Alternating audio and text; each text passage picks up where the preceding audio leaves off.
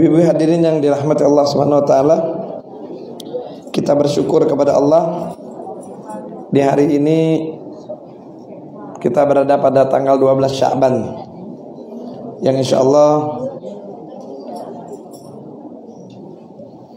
3 malam ke depan kita akan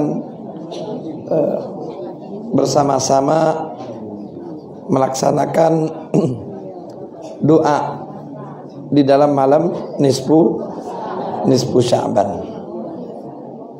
Jadi malam nisfu Sya'ban ini merupakan malam yang sangat ditunggu-tunggu.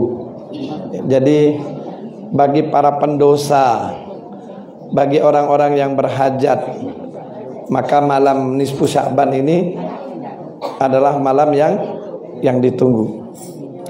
Jadi di malam nisfu Sya'ban itu jangan wong-wong yang di majelis, preman yang di pinggir jalan pun banyak dia nak bertobat malam itu. Ya. Karena apa dia tahu preman-preman itu sepanjang tahun dia berdosa bakal lebur dosanya di malam nisfu Sya'ban. Dan semua kebaikan yang akan diberikan Allah di tahun yang akan datang dituliskan Allah juga di malam nisfu Sya'ban. Jadi malam nisfu Sya'ban itu malam yang sebenarnya yang paling istimewa. Malam yang paling istimewa, maka ya kalau yang namanya wong Palembang asli itu tidak ada pernah namanya nyepelekan malam nisfu Sya'ban. Jadi malam itu Allah akan memandang wajah-wajah kita. Kira-kira kita ini tahun depan masih hidup tak? Dipandang sama Allah. Nah, di saat itu kita boleh minta, kita minta sama Allah dengan sungguh-sungguh, Kita kan bakal baca Yasin 3 kali. Yang pertama kita minta apa? Minta dipanjangkan. Yang paling itulah, biar wong lah tua kejot juga masih nak bejo. Kalau ini minta panjang umur dulu singgonya. Nah, jadi memang diharapkan di hari itu untuk permintaan kita itu digabulkan oleh Allah Subhanahu wa taala. Nah, malam ini dikenal dengan malam dikabulkannya doa. Dan ini sesuai dengan hadis Rasul sallallahu alaihi wasallam. Dikatakan oleh Nabi, khamsa layali la tardud fihinna ad-da'wat awalu Lailatul Rajab. Nah, jadi kemarin kita malam Rajab sudah berlalu. Malam 1 Rajab itu malam digabulkan doa, tapi sudah berlalu. Tak tahulah tahun depan kita ketemu lagi apa tidak. Yang jelas kita minta dipanjangkan umur biar ketemu lagi. Nah, tapi itulah, selagi waktu itu ada di depan kita jangan kita sia-siakan. Karena kalau waktu itu sudah berlalu, maka diucapkan inna lillahi wa inna ilaihi rajiun. Jadi bukan cuma ucapan untuk orang mati, ucapan hari yang berlalu terus kita tidak isi dengan ibadah kepada Allah, tidak kita isi dengan ketaatan, maka hari tersebut tidak akan kembali, kecuali akan kembali ketika kita menghadap kepada Allah di yaumil mahsyar. Lalu dia bakal ngomong sama Allah, ya Allah, wong ini waktu malam 1 Rajab dia tidak sambut aku ya Allah. Dia tidak meminta sesuatu ya Allah. Dan dia sia-siakan bulan Rajab. Dia laporan sama Allah. Nah, kita kemarin minta supaya bulan Rajab diunjuk keberkahan. Tentu keberkahan itu diisi dengan berbagai kebaikan yang dianjurkan oleh Allah Subhanahu wa taala. Kemudian ketika bulan Rajab itu berlalu, maka kita ucapkan inna lillahi wa inna ilaihi rajiun. Karena dia tidak bakal balik lagi. Kalau bukan tahun depan itu Rajab lain lagi. Kalau yang Rajab kemarin 1441 Hijriah, Rajab tahun depan 1445 Hijriah. Kalaupun kita bertemu bukan Rajab yang kemarin, tapi Rajab yang baru lagi. Nah, maka malam bulan Rajab sudah berlalu, kita sudah lewat. Nah, ini yang mustajab juga doa walailatun nisf minas Sya'ban kata Rasulullah. Yang kedua malam nisfu Sya'ban. Nah, ini bakal kita hadapi. Maka jangan kita sia-siakan. Mintalah kita pada malam itu sebenar-benarnya, dan minta dengan ikhlas serta bertaubat taubatan nasuha. Ya, taubat dengan sebenar-benarnya. Jangan sampai bulan Sya'ban, Lailatul Nisfi min Sya'ban itu kita sia-siakan. Yang ketiga kata Rasulullah, malam yang mustajab itu walailatul Jum'ah. Nah, malam nih malam Jumat. Ya. Malam nih malam Jumat. Jadi kadang-kadang identik ngomong malam nih malam Jumat. Nah, banyak yang ngomong malam nih malam Jumat, tapi yang di sini sudah tidak ngomong lagi bicaranya malam Jumat. Nah, maksudnya malam Jumat di sini adalah malam yang dimana apabila kita minta digabulkan sama Allah. Maka di malam Jumat ini kita dianjurkan membaca suratul Kahfi. Suratul Kahfi itu menghindarkan kita dari segala macam fitnah. Kita kan hidup di dunia ini sekarang ini penuh dengan fitnah luar biasa. Jadi yang namanya yang benar tuh tidak bakalan lulus. Yang lulus itu yang tidak benar. Yang menang itu yang tidak benar. Ya. Jadi kalau kita maju ikhlas ya tidak ada bagi-bagi duit, tidak ada jadi. Walaupun kita baik, walaupun kita baik, Mang Dayat maju, tidak bagi ke duit. Padahal selama ini mak mano kita dengan Mang Dayat, misalnya, baiknya dia, baiknya keluarganya, misalnya kan, majulah Mang Dayat nih pikir hati banyaklah wong yang baik nih. Rupanya tak kati, tidak dibayar, wassalam. Nah, ada duit Mang Dayat ku cucu, katik duit Mang Dayat maaf Mang Dayat. Urusan yang baik selama ini tidak usah diingat ke. Nah, itulah hidup. Jadi kita ini hidup di masa penuh dengan fitnah. Ya. Walaupun kita ngomong aman, insya Allah, asal ketemu sama Ustaz, insya Allah Ustaz. Tahu-tahu begitu malam itu dinjok duit, wassalam. Minta maaf deh Ustaz.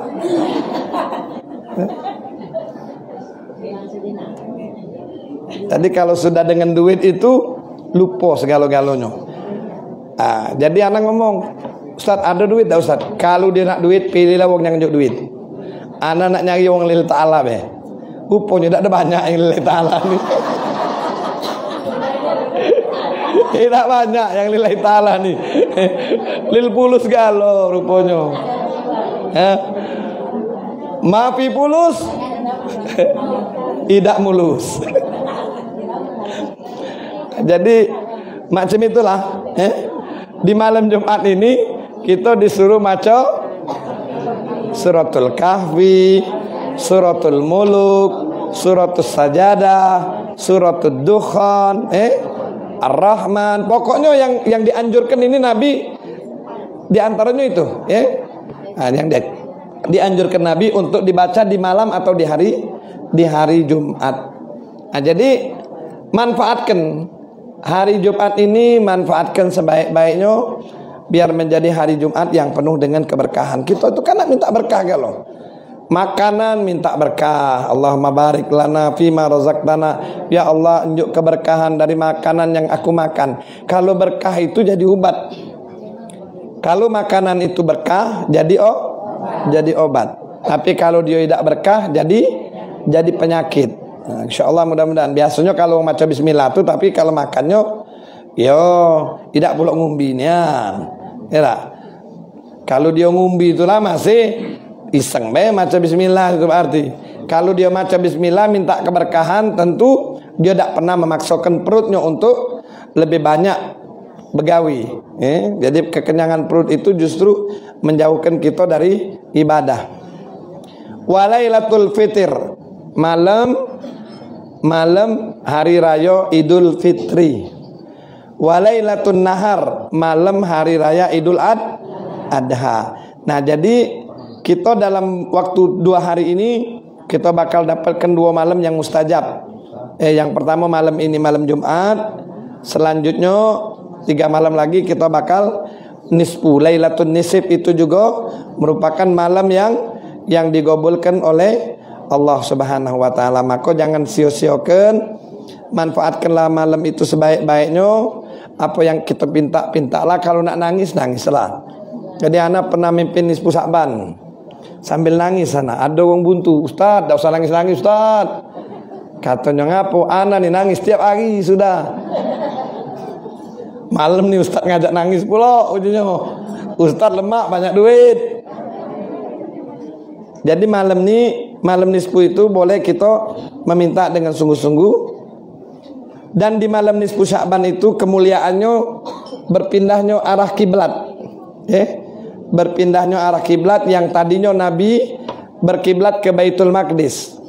Jadi di Masjid Aqsa. Nah, jadi di bulan nisfu Sya'ban itu pula di pertengahan nisfu Sya'ban Allah memindahkan arah kiblatnya Nabi dari Baitul Maqdis ke Ka'batul Mukarram. Ini dijelaskan dalam ayat Al-Qur'an. Allah jelaskan, "Qad nara taqalluba wajhaka fis sama' falnuwalliyannaka qablata tardaha fawalli wajhaka syatral masjidil haram." Yang artinya, sesungguhnya kami melihat wajah Rasulullah tuh ketika dia harus menghadap ke Baitul Maqdis tuh agak tidak puas Nabi itu. Kenapa menghadap Baitul Maqdis? Maka Allah Subhanahu wa taala cinta dengan Rasulullah, maka mengarahkan kiblat itu dari Baitul Maqdis ke Masjidil Haram, yaitu Ka'batul Mukarram. Kemudian di malam nisfu Sya'ban ini merupakan malam penentuan siapa yang bakal lahir di tahun itu, siapa juga yang bakal mati di tahun itu.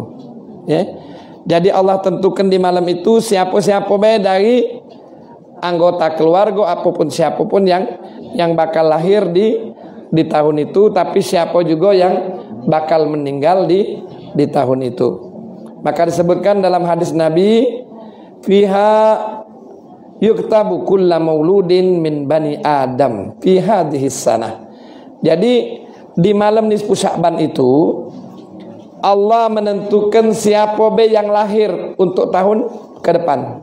Jadi dari malam nisfu Sya'ban itu sampai malam nisfu Sya'ban di tahun yang akan datang, siapa yang lahir itu sudah ditentukan oleh Allah Subhanahu wa taala dari anak Adam. Fi hadhihi sana wa fiha yuktabu kullu halikin min bani Adam. Dan di tahun itu juga Allah Subhanahu wa taala menentukan siapa ajalnya yang bakal selesai di tahun itu. Makanya di tahun ini mintalah, "Ya Allah, panjangkan umur hamba ya Allah dalam ketaatan kepadamu ya Allah." Minta panjangkan umur, berdoa sungguh-sungguh, karena Allah tentukan umur kita nyampe dak tahun depan. Jadi benar-benar malam nisfu Sya'ban itu tidak usah repot ngurus ke makanan. Semestinya malam nisfu Sya'ban itu khusus malam bertobat. Jangan sampai ada di antara wong di malam itu repot ngurus ke nasi. Sibuk ngurus ke nasi. Berapa jumlah wong nih? Wah, banyak wong nih, kena lemak kan. Melok cewek nisfu Sya'ban misalnya kan, makan nasi minyak kami. Cewek cuma siap 300 misalnya. Tak tahu yang datang 500. Pening cewek mak mana ngejo ke nyukup ke nih. Padahal malam itu malam nisfu Sya'ban. Kita nak bertobat, repot kita jadi ngurusi. Nah, tapi mak ini hari sudah teradat. Kapan malam nisfu Sya'ban berpikir mulai. Masjid itu nasi gemuk. Masjid itu nasi minyak. Sebelah sana nasi mandi. Jadi pikir ini perbandingan. Jadi niat nisfu Sya'bannya sudah berubah jadi niat makan nasi. Panitianya sibuk ngurusin nasi. Jadi hilang kemuliaan malam nisfu Sya'ban itu. Kalau di masjid ana, Masjid Darul Muttaqin, dari anak kecil dulu, anak be sudah 16 tahun lebih jadi ketua Masjid Darul Muttaqin tuh. Saya Pasar Kuto, sudah 16 tahun lebih. Tidak pernah makan. Cuma dibagikan Yasin be.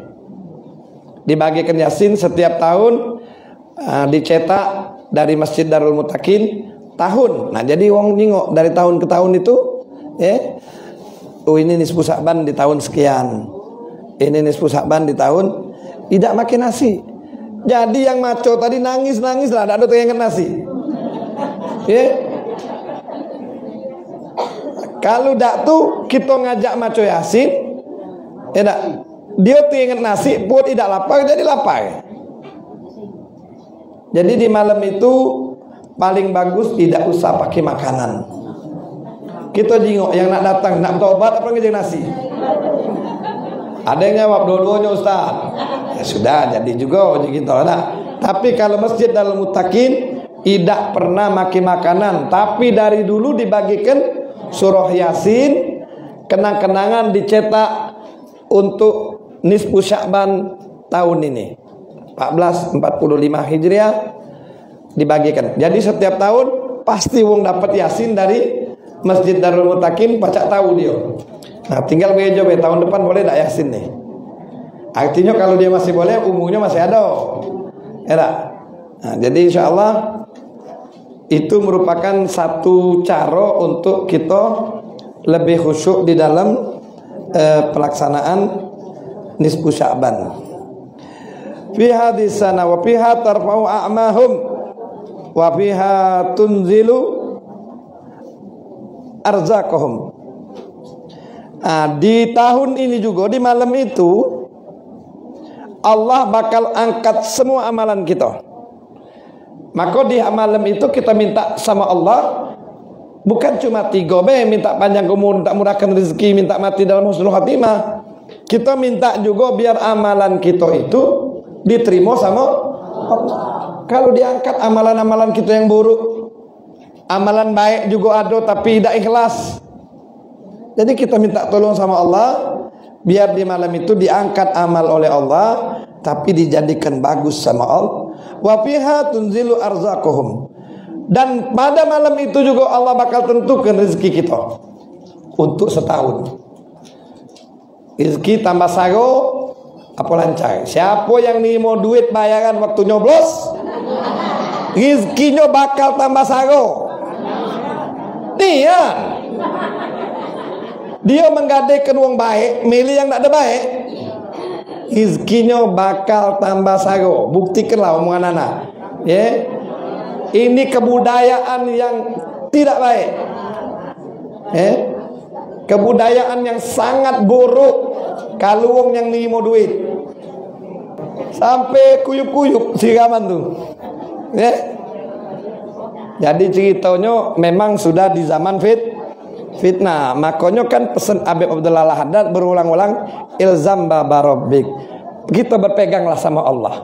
Kala menang yang penting Allah ridha. Asa an tuhibbu syai'an fahuwa syarrul lakum. Boleh jadi kita pengen sesuatu tapi belum tentu bagus untuk kita. Maka kita melakukan sesuatu itu mencarilah keridhaan Allah, karena ridha Allah itulah merupakan jaminan kebaikan dunia dan ya Rasulullah, ya Habiballah, ya Rasulullah, ya Habiballah, Muhammad ibni Abdillah, Muhammad, Muhammad,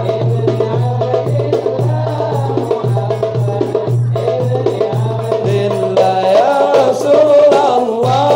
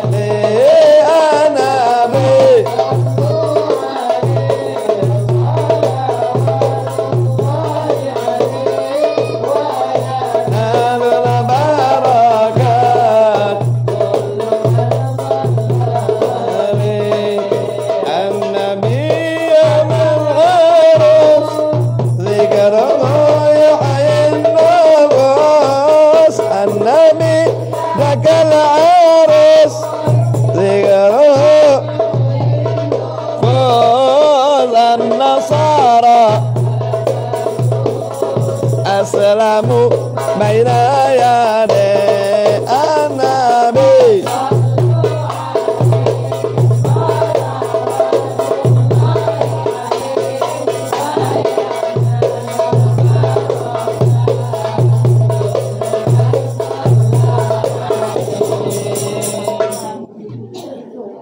Bapak Ibu yang dirahmati Allah, maka di malam itu merupakan malam penentuan, penentuan apakah siapa di antara keluarga kita yang bakal lahir.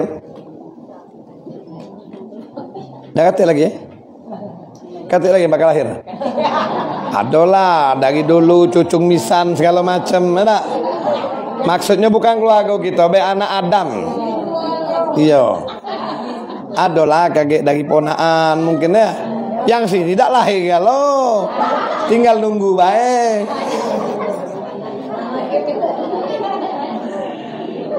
Tapi main hari banyak yang muda-muda meninggal. Ada tak kenal dengan Pak Soleh? Lembang asli ya? Nah, kemarin bukan meninggal. Dia kan tak punya anak. Nah, dia tuh ngangkat anak dulu. Nah, waktu dia namu ya anaknya tuh anak hadir. Tapi sekarang sudah ini anaknya tuh sudah punya anak juga gitu kan. Anaknya tuh meninggal. Jadi dia ngangkat anak dari bayi. Dia ngangkat anak dari bayi. Tahu-tahu Pak Solehnya yang sudah sakit, jalannya saro. Tahu-tahu yang meninggal anaknya dulu. Nah, tadi disolatkan jenazahnya. Terus ada yang melok anak umroh tak di sini bulan Ramadan tadi. Ramadan tahun tadi. Ada jemaah umroh anak yang paling muda meninggal. Dia YouTuber. Budak itu dulu ini apa namanya itu dulu dia kepala apa namanya itu masak di hotel yang di ini apa Novotel yang di depan Harvard itu. Novotel ya. Nah, dia dulu dia ini apa namanya itu koki di situ. Capnya dia. Masih muda tapi umurnya baru 30-an. Nah, jadi pergi umroh sama anak. Dia sama harimnya, sama orang rumahnya. Dia ngomong sama anak ini belum punya anak. Beb, tolong beb doa ke beb. Anak udah 2 tahun menganten. Belum dapat ujana sabar-sabar be. Mudah-mudahan kalau macam itu Allah nyuruh kita lama-lama dikit bulan madu. Nyenangkan hati wong, dah.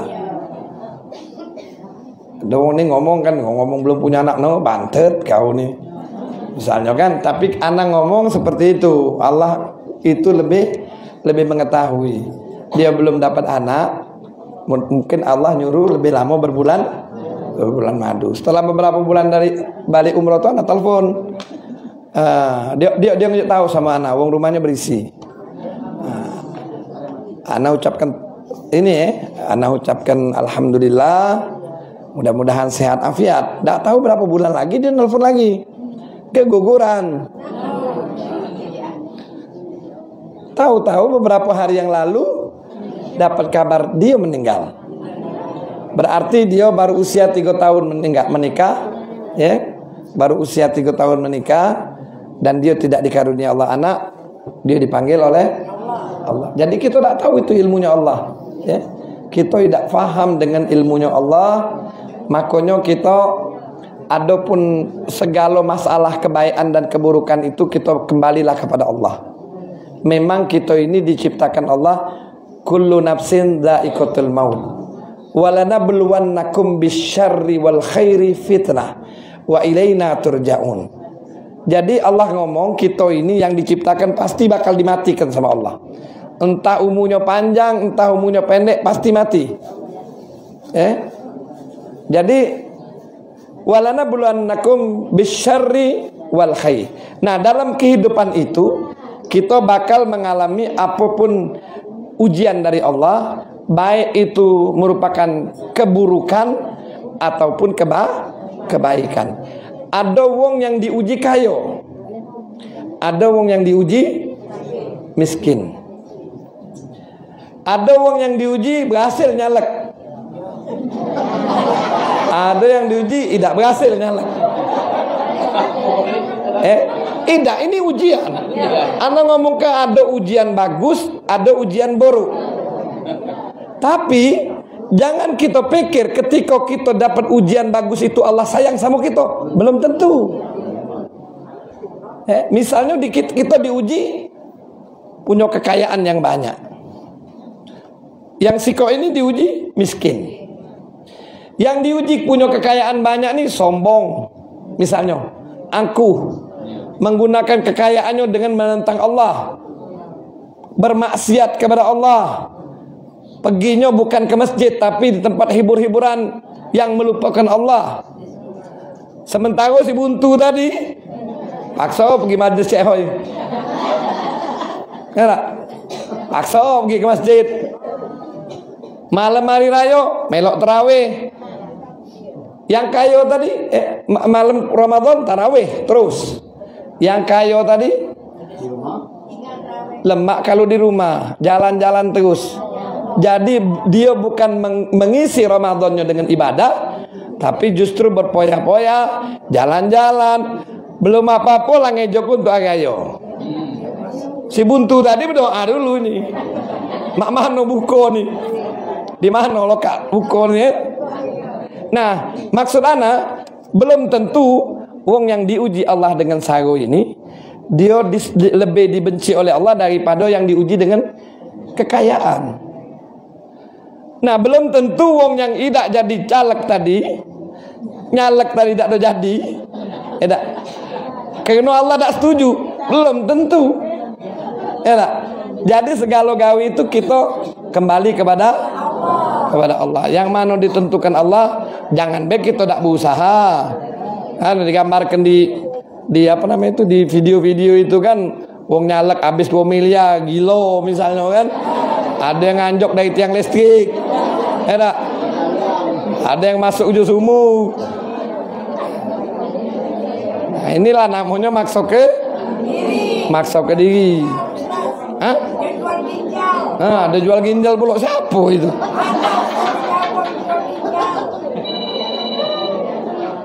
Salatullah salamullah ala taha rasulillah. Salatullah salamullah ala yasin habibillah. Salatullah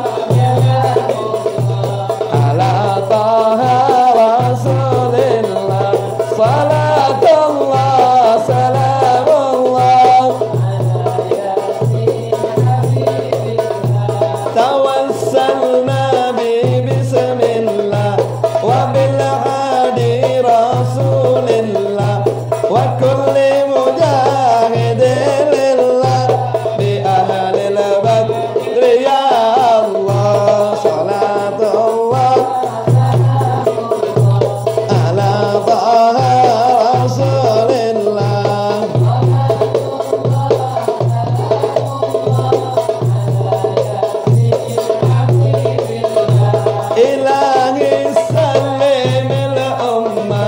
minal afati wan nikma wa min hammi wa min ghamma bi ahlil badri ya Allah.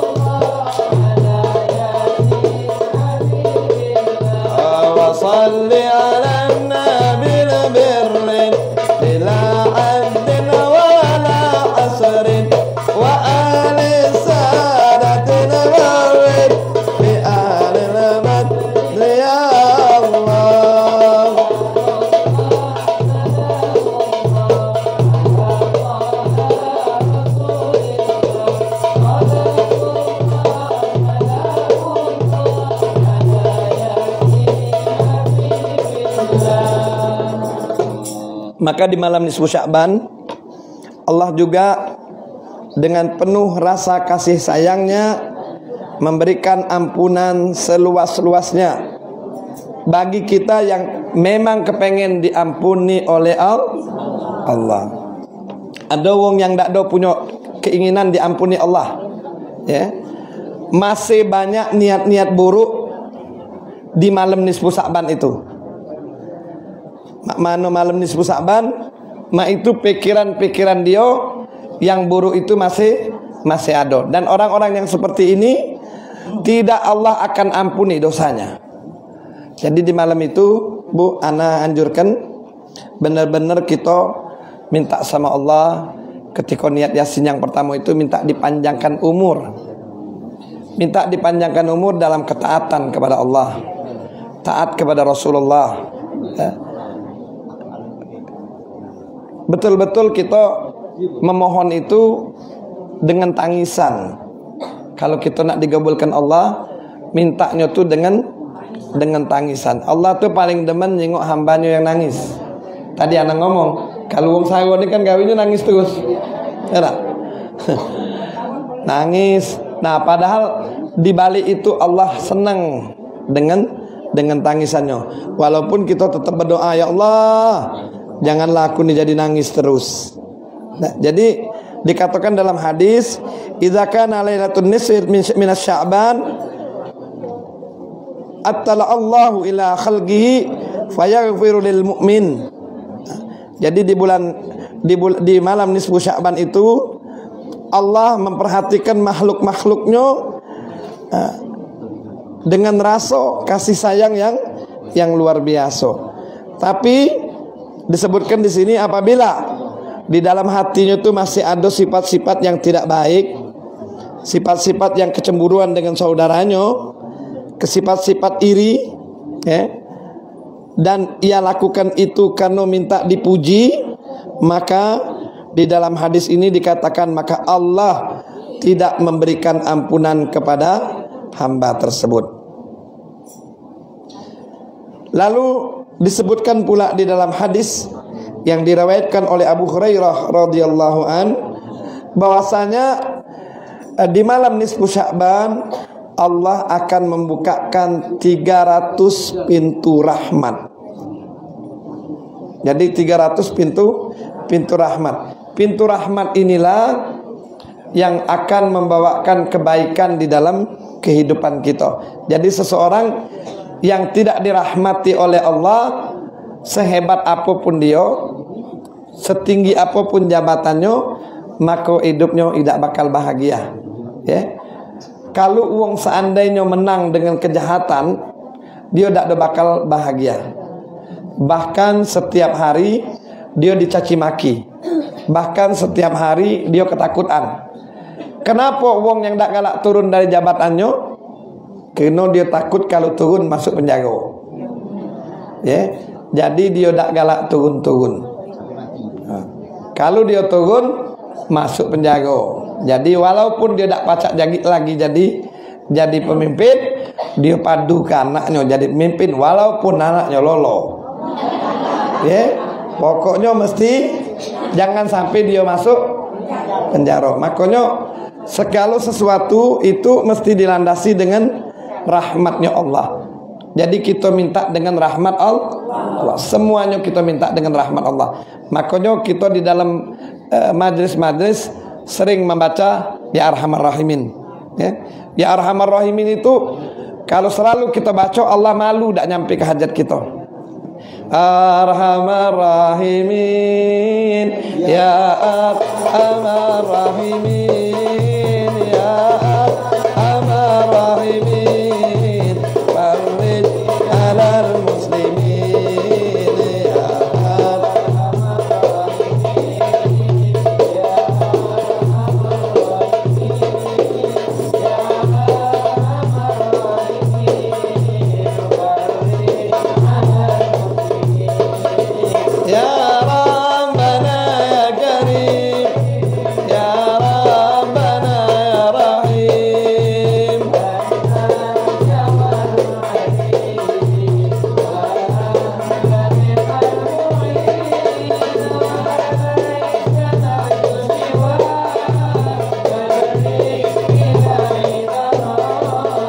Gabalal bana wal halak, ya umudun ya wadim, ya Arhamar Rahimin, ya Arhamar Rahimin, ya Arhamar Rahimin,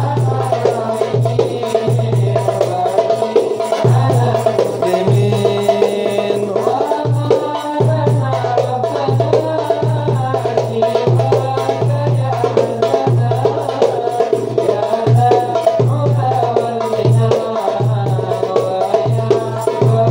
alal muslimin. Anta Samiul Karim, Taga Wasi'ur Rahim, Andur ilal mu'minin, Ya Arhamar Rahimin, Ya Arhamar Rahimin, Ya Arhamar Rahimin, farij alal muslimin.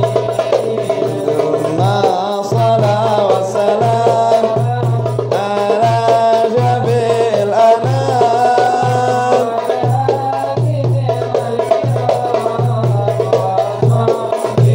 tabi'in, Ya Arhamar Rahimin, Ya Arhamar Rahimin, farij alal muslimin. Maka di dalam niat pertama kita di malam nisfu Sya'ban, kita berniat untuk minta dipanjangkan umur dalam ketaatan kepada Allah. Niat kita yang kedua minta dimurahkan rezeki, rezeki yang halal yang diberkahi oleh Allah, rezeki yang membuat kita dekat sama Allah, bukan rezeki yang membuat kita jauh dari Allah. Banyak orang ni kalau sudah diunjuk rezeki malah sibuk, dia sibuk, bahkan tidak ada ingat lagi jalan ke masjid. Sudah dinjuk rezeki, ketika belum dinjuk dia rajin ke masjid. Sudah banyak dinjuk rezeki, dia lupa dengan masjid. Nah itu tadi ana omongkan bahwa ini merupakan ujian. Jadi kita minta sama Allah di malam nisfu Sya'ban itu, minta murahkan rezeki yang halal dan berkah. Boleh kita dilanjutkan, kalau anak minta rezeki yang bisa mengantarkan kita dekat kepada Allah, yang bisa mengantarkan kita untuk pergi haji, yang bisa mengantarkan kita untuk bersedekah. Nah, jadi itu rezeki yang bermanfaat, yang diridhoi oleh Allah, yang halal dan berkah. Jangan asal rezeki ma ibu-ibu pengajian di malam pencoblosan itu diantai ke rezeki mendadak. Serangan pajak dibayar. Ini yang pelakunya cerita sama anak. Oh Ustaz, dinjuk 150.000, langsung kami belanjakan Ustaz. Kami 3 beranak nyoblos tuh, sika uang 150. Memang banjir ini duit itu. Nah itulah rezeki yang tidak halal. Rezeki yang tidak halal. Jadi kalau kita terima, itu rezeki yang membuat kotornya darah kita, yang membuat kita tambah jauh sama Allah. Dan ke depan anak tadi ngomong rezekinya bakal tambah saru. Ngapolah di sini ngomong jangan Ustaz, jangan Ustaz.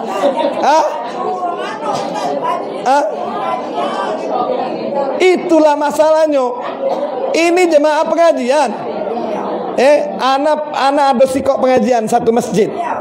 Rutin anak di masjid itu. Tiba-tiba anak di stop dengan katanya apa? Katanya masjid ini lagi renovasi. Jadi Ustadz, kita libur dulu. Ya tidak masalah ujiana. Tahu-tahu liburnya ini panjang nian. Jadi usut punya usut, rupanya ketua yayasan masjid itu anaknya nyalon juga.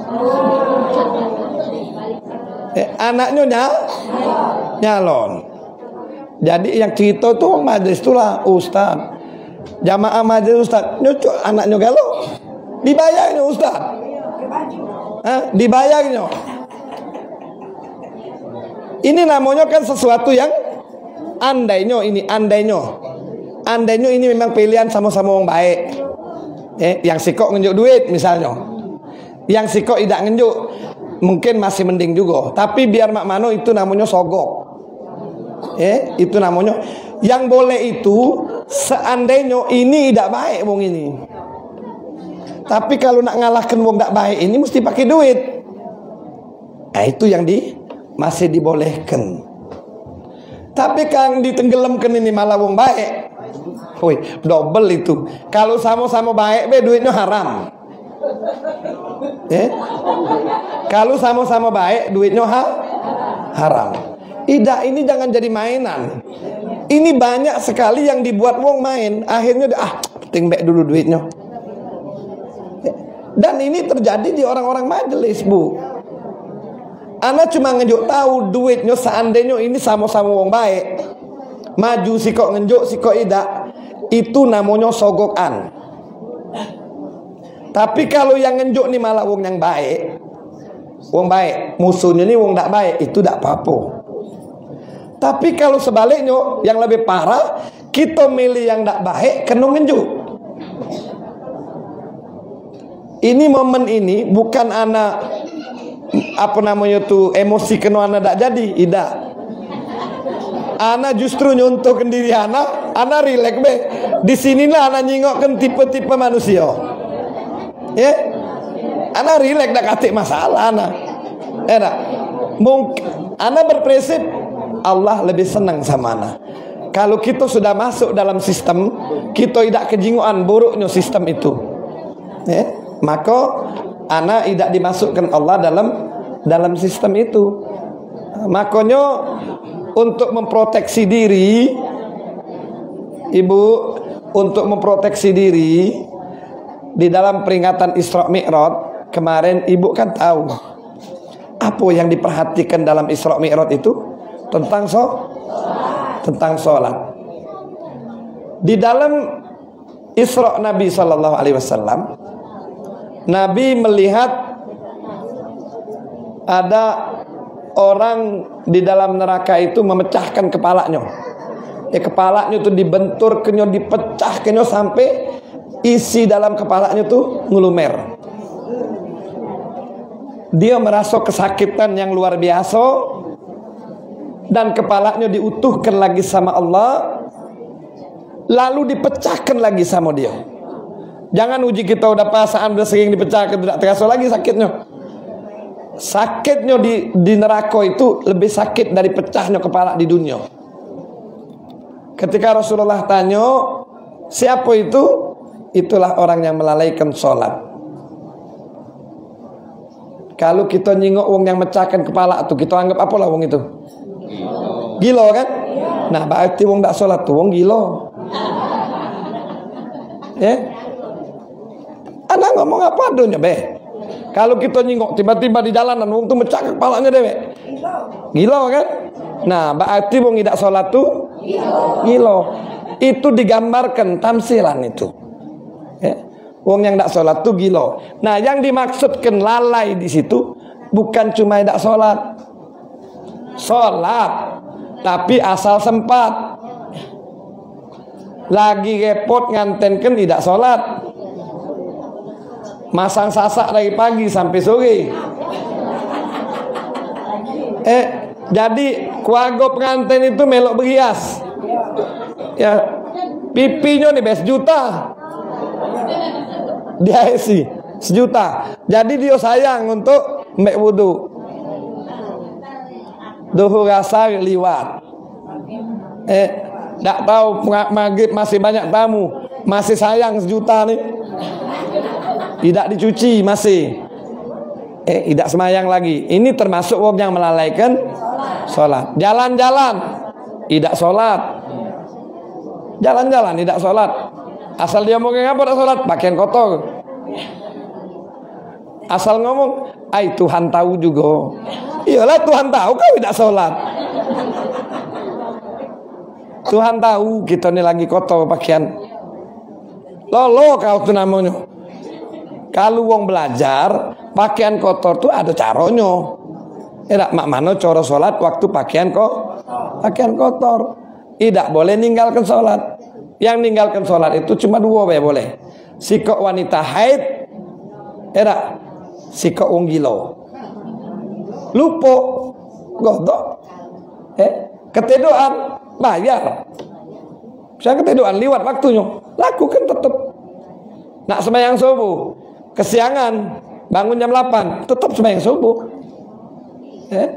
Tetap sembahyang, jangan ngomong, sudah siang, tidak ada lagi waktu subuh. Tidak boleh.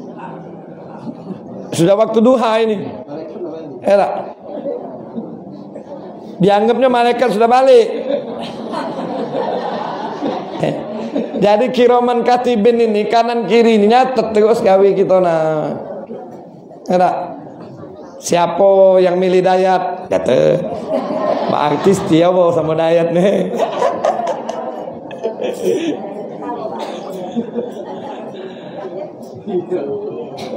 Memanglah hidup ini tidak boleh pula kita tegang. Relax. Makanya di majlisnya ajak bersyair terus, diajak ini pula satir. Senang mujana bagian depan tukang satir datang.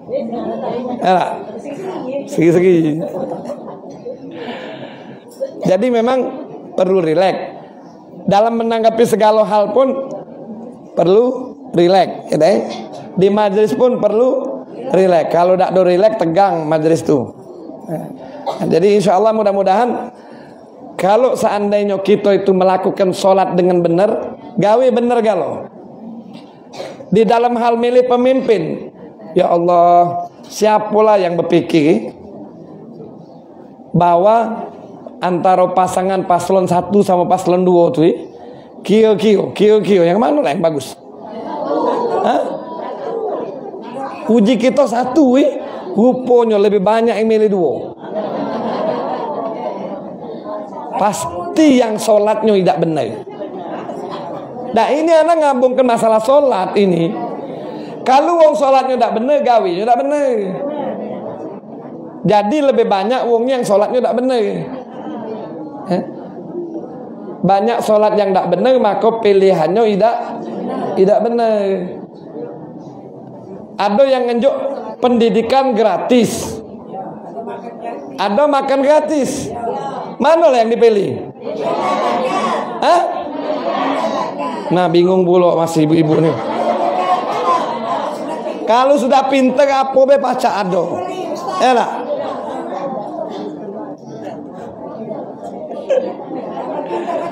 Jadi andainya anak ngomong model macam ini, sudahlah Ustadz, tidak usah diomongkan lagi, sudah berlalu, tidak. Karena yang inilah yang bakal kita rasakan ke depan. Mak ini sadar, nyingok duit lagi, tidak sadar lagi. Ini kita nih kalau lah nyingok duit tidak sadar, ini masalahnya. Yang benar jadi salah, yang salah jadi benar. Anak ngisi Isra Mi'raj di Masjid Agung, hadir kalau pejabat. Jadi anak ngomong, siapapun yang menuhankan selain Allah, kalau dia memilih sesuatu bukan berdasarkan ridhonya Allah, maka ketahuilah sejak itu Allah tidak ridho sama dia. Milih kena jabatan, milih kena ini. Sekarang banyak tekanan-tekanan yang luar biasa. Nah, untuk ASN misalnya, yang lain-lain itu tidak boleh ditekan. Nah, tidak tahu anak, kalau sudah ditekan model macam itu, bingung juga. Tapi anak kira tidak mungkin lah, tidak mungkin nak memberhentikan seorang ASN itu bukannya mudah. Tidak mudah-mudah. Kalau tidak naik pangkat, minta naik sama Allah. Nah, karena itulah uang lagi lebih menuhankan pangkat, duit, kekuasaan daripada dengan Allah. Nah, jadi diceritakan di dalam Isra Nabi SAW, Nabi juga mencium aroma yang sangat harum, harum luar biasa. Ditanya oleh Rasulullah, wahai Jibril, harum apakah ini? Maka dijawab oleh Jibril, ini adalah harumnya Masitah, tukang sisirnya dari keluarga Fir'aun. Masitah ini numpang makan di tempat Fir'aun, dapat perlindungan dari Fir'aun, gajinya dari Fir'aun, tapi dia tidak nuhankan Fir'aun. Jadi ketika dia nyisir dari keluarga Fir'aun, sisir itu terjatuh, dia mengucapkan takbir. Dia mengucapkan takbir, Allah didengar oleh keluarga daripada Fir'aun, dilaporkannya sama Fir'aun bahwa Masito ini punya Tuhan selain engkau, wahai Fir'aun. Panggil Masito, ngadap kepada Fir'aun, wahai Masito, apakah kau punya Tuhan selain aku? Iyalah pula, uji Masito, Tuhan aku, Tuhan kau juga. Yang nyiptakan aku, yang nyiptakan kau juga. Oh, marah Fir'aun. Marah Fir'aun luar biasa. Ana rabbukumul a'la, aku Tuhan yang paling tinggi. Tidak, uji Masito. Kalau mah itu rebus ini Masito, direbus. Kan pisang mah direbus. Masito direbus. Kalau pisang direbus pakai banyu hangat,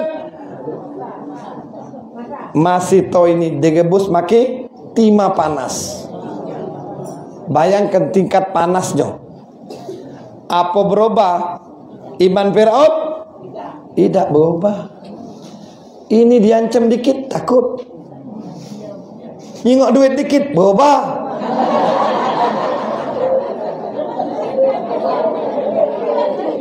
Itulah masalahnya. Urusan duit nih lah. Wong anak beranak beributan.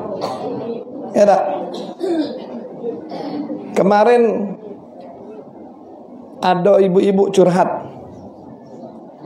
Dia diusir anaknya dari rumah. Baru kira-kira Dewi kemarin berapa hari?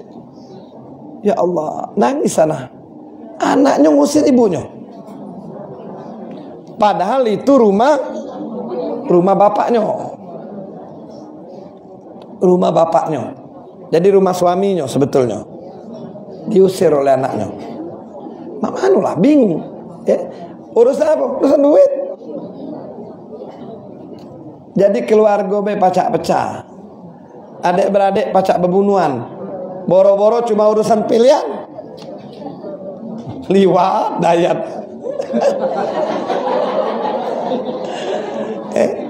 Jadi ini memang main-main, tapi bakal selalu terjadi di dalam kehidupan kita. Bakal selalu ngulang lagi, bulang lagi. Ada wong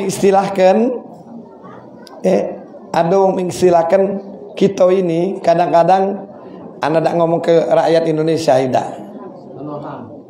Apa? Konoha. Iya, rakyat Konoha itu sudah digebuki, sudah sago, sudah gengko.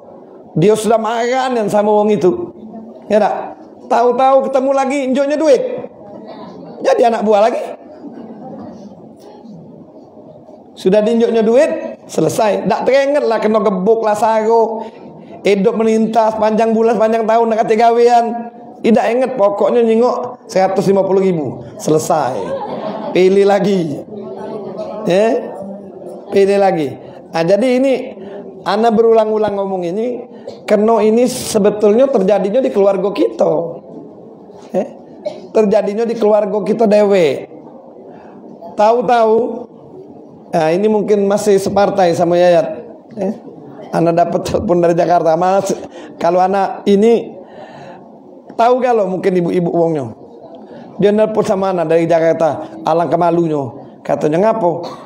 Dulu gabana magi-magi ke duit. Malam itu. Dulu gak baku duit katanya. Dia ustad yang nelpon ini ustad. Dia dari Jakarta. Saking dahsyatnya. Saking dahsyatnya urusan duit ini, memang inilah yang menghancurkan kita. Ulama-ulama terpecah. Makanya anak diwawancarai di di media TV. Tapi Beb katanya ini kan banyak ustadz, ada yang melok ke sini, ada yang ustadz melok ke sini. Ada yang Habib melok ke sini, ada yang Habib melok ke sini. Anak ngomong kita pacak jingok. Siapa yang dia peloi sebenarnya? Kalau kita memang menggunakan akal dan menggunakan iman, kita tahu. Al halalu bayin. Yang benar itu jelas keturunannya, jelas pendidikannya. Apa lagi? Segalanya jelas. Yang tidak bayin itu tidak jelas. Kewagonya tidak jelas, ijazahnya tidak jelas. Segalanya tidak jelas. Dan anak ngomong apa adanya ini? Tapi kita masih tergoda. Khusus di Sumatera Selatan, ranking ke-35 dari 37. Ranking ke-35 dari 37 provinsi. Parah nih Mbak Haji. Anak pernah kemarin jalan-jalan daerah bukan di luar kota, bukan, masih dalam kota. Sungai Batang, Sungai Lais. Anak istilahnya untuk menyerukan untuk milih yang benar lah. Tapi dijawab oleh mereka untuk milih yang tidak benar. Artinya memang sudah luar biasa kerusakan.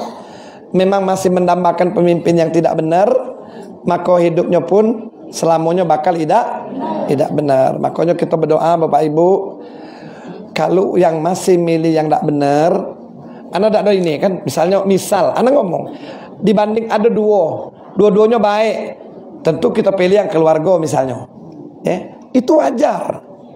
Tapi kalau dia tahu keluarganya ini tidak baik, tidak usah pilih. Biar dulu dewe. kita tahu gawinya tidak benar segala macam ya, jangan pilih. Tapi andainya dibandingkan ada dua nih, dua-duanya baik, dua-duanya baik, tapi sikapnya ini keluarga kita pilih yang keluarga, tidak apa-apa macam itu. Jadi bukannya tidak kata harus pilih ini, harus pilih tidak. Nah yang ini mungkin dibahas ini Bu, karena ini bakal kita pertanggungjawabkan di hadapan Allah. Siapa sebenarnya yang kita pilih?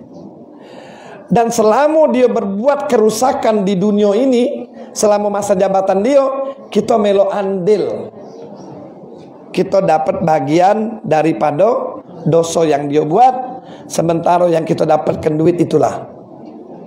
Ya. Ini selalu berulang, tiap kali berulang, dan sepertinya tahun ini paling parah, ya, paling parah, hancur majelis taklim. Gara-gara tadi ngomong ada ustadz ini, dia tidak perlu dapat pengikut dari ustadz, tidak perlu. Dia perlu ustadz tuh pecah belah. Dia perlu ustadz tuh bercerai-berai.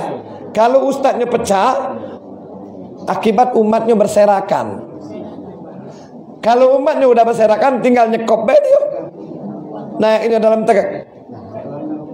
Sekendak-kendak dia ngapo, umat juga bingung. Ustadz ini ke situ, ustadz ini ke situ.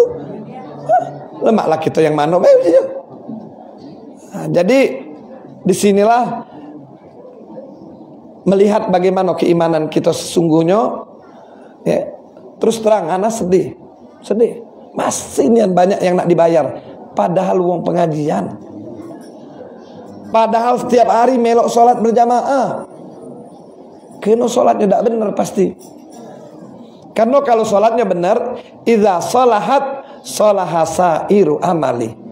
Kalau sholatnya benar, maka akan benar seluruh amalnya.